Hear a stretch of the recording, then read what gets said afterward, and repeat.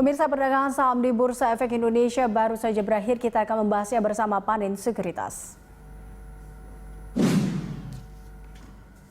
Untuk membahas pergerakan IHSG sepanjang hari ini dan prospek besok, kita telah terhubung dengan Juan Octavianus, analis Panin Sekuritas. Terima kasih Mas Juan telah bergabung bersama kami.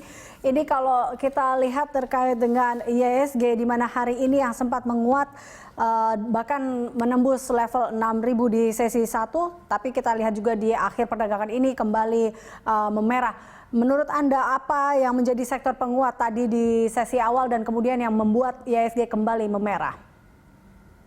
Iya, jadi kalau kita melihat sebenarnya sepanjang sesi 1 itu ada beberapa sentimen global yang bisa kita perhatikan ya. Jadi yang pertama itu terkait dengan US, di mana kalau kita lihat kan dari percobaan vaksin di sana perkembangannya cukup positif ya. Nah itu yang menjadikan pelaku pasar optimis nih terkait dengan kelanjutan ekonomi ke depan, pertumbuhan ekonomi ke depan lebih optimis akan translasi nanti pada pelaku pasar bakal shifting dari yang aset-aset yang safe haven beralih kepada aset-aset yang lebih berisiko.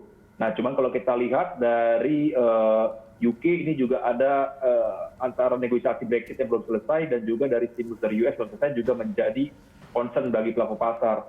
Nah, yang terakhir adalah kalau kita lihat dalam negeri sebenarnya dari pelaku pasar ini mengantisipasi terkait dari adanya cukai yang katanya dikatakan tidak akan naik nih bocorannya, ternyata pada saat pengumuman ternyata cukainya naik sebesar 12,5%. Nah ini yang mendorong sebenarnya dari marketnya ini turun sampai ke zona negatif seperti itu.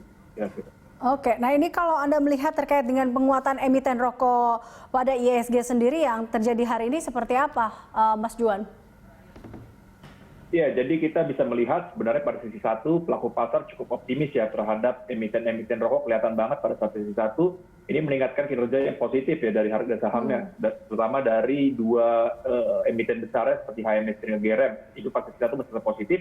Namun seiring dengan keluar pengumuman dari cukai rokok yang meningkat, ini yang menjadikan sebenarnya sahamnya langsung ARB ya. Kita lihat ini dikarenakan memang porsi bond exit tax ini kan cukup besar terhadap dari biaya dari emiten-emiten ini, kita 40-60%. Nah ini nanti akan menjadikan ke depannya dari emiten-emiten rokok ini akan kinerjanya tertahan dari segi OGS-nya atau dari cost-nya seperti itu.